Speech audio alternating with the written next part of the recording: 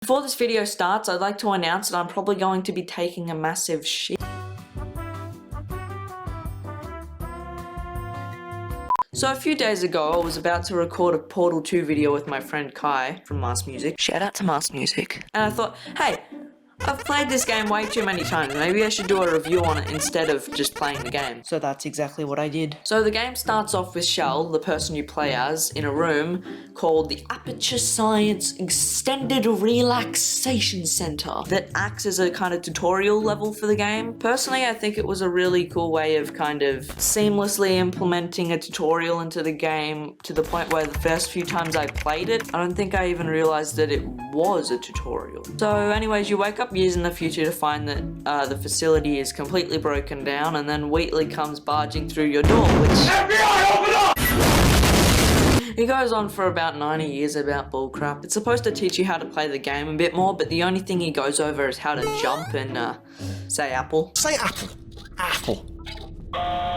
Okay, you know what? That's close enough. Can you just pause for a few seconds and just appreciate how good the graphics are for when this game was made? I mean, just look at those physics. After this, basically the next 30 minutes of the game is just waiting until you get the portal gun. I will give the game credit though for adding parts of the plot into this section of the game for you to play long enough for you to actually learn the game. So eventually you get to a room that Wheatley thinks is an escape pod, but in reality it's the control room for the entire facility. So being the idiot that he is, he turns on the facility, aka GLaDOS. So if you've never played the Portal games before, you might not know who GLaDOS is, so I'll give you a brief explanation. She is a robot who kills people. So yeah, when GLaDOS gets turned on, she throws Wheatley away and throws you in the incinerator room to go and find the portal gun. But wait, didn't you already find the portal gun? Well, yes, but that one only shoots one portal. It was like the Audi version of portal guns. Chapter 2, The Cold Boot. This chapter, in my opinion, is where the game really starts, because this is where you finally get to solve puzzles completely on your own with the power of controlling 2 portals. Now, most of what happens in Chapter 2 is pretty much just tests. I mean, there's not really much to talk about here. Chapter 3, The Return. Chapter 3 is where you first get introduced to turrets and the idea of GLaDOS giving you a surprise. I don't know, man. I mean, up until like Chapter 6, there's nothing really to talk about. Chapter 4, The Surprise. Oh my god, oh, this is so exciting. Oh, I wonder what the surprise is. Oh, this is gonna be so epic. Oh, what, it was all fake? Oh, GLaDOS still hates me? Oh, I never saw this coming. Anyways, she gives you a second surprise, but this time she hints that it's about her murdering you. But our hero, our savior, Wheatley, comes and saves the day. Then we run away and try to escape. GLaDOS tries to lure us back into the testing area, but we are too smart for you, GLaDOS. No.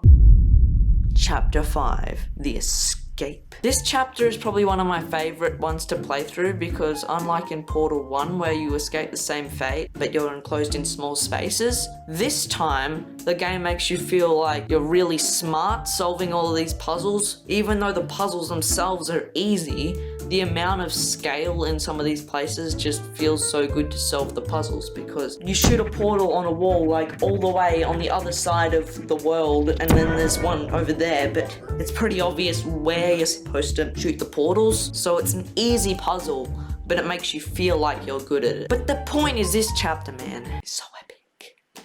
Basically, you just do a bunch of tasks and try to overthrow GLaDOS and get Wheatley in charge to let you out of the facility. Sounds like a good plan, right? Yeah, it all goes perfectly. Wheatley lets you out and you escape.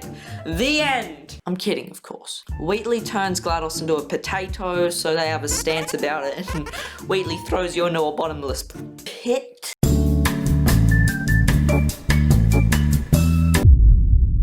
Chapter 6, The Fall. This chapter is the longest and one of the most important chapters in the game because it takes solving puzzles outside of the main testing area, like in the last chapter, to a whole new level. Like the way the chapter starts off is by falling down a giant pit with bloody potatoes. Just look at the scale of this first area. I mean, it adds a whole nother level to the Portal story that we never got from the first game. Look at how big this is. Like, Jesus Christ, it's so cool. I mean, He's just a tiny dog.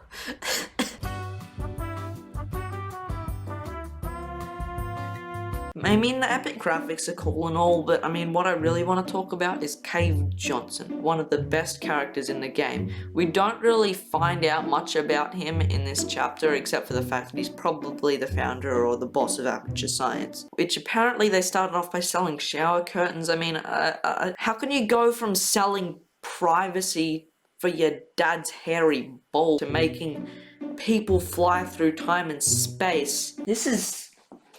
What? Chapter 7, The Return. Wait, is that right? I mean, am I off script? What? Wasn't chapter 2 called The Return? I don't know. I'll go check.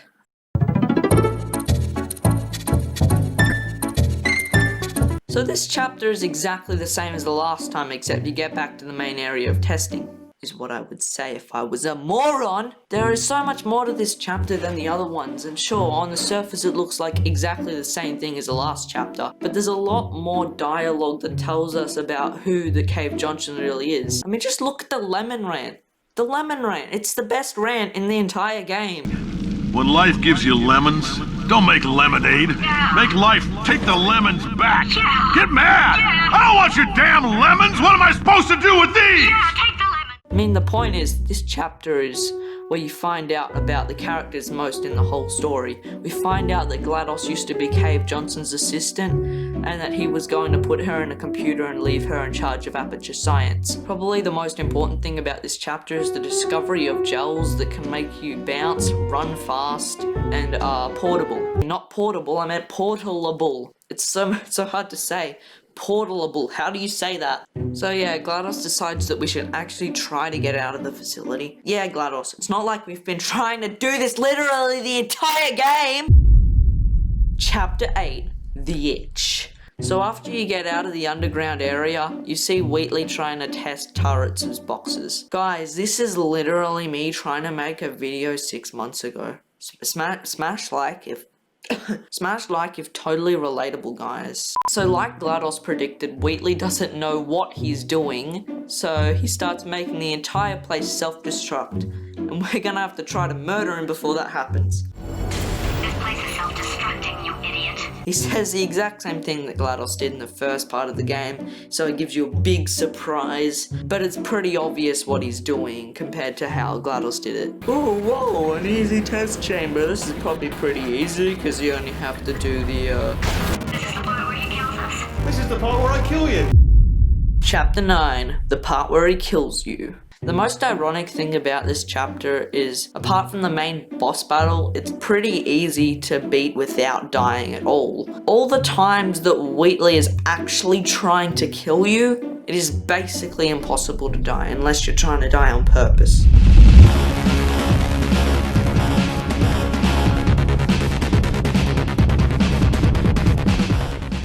So, the boss battle has got some of the best moments in the game ever.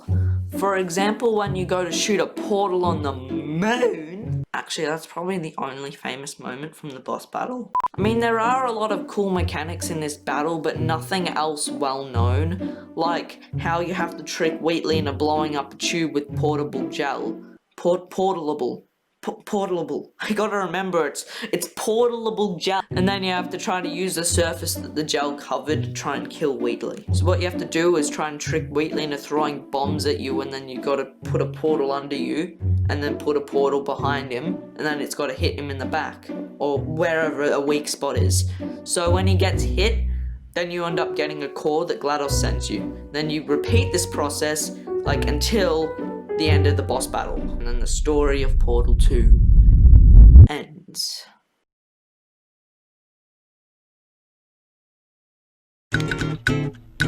What about co-op mode? Oh, god damn it!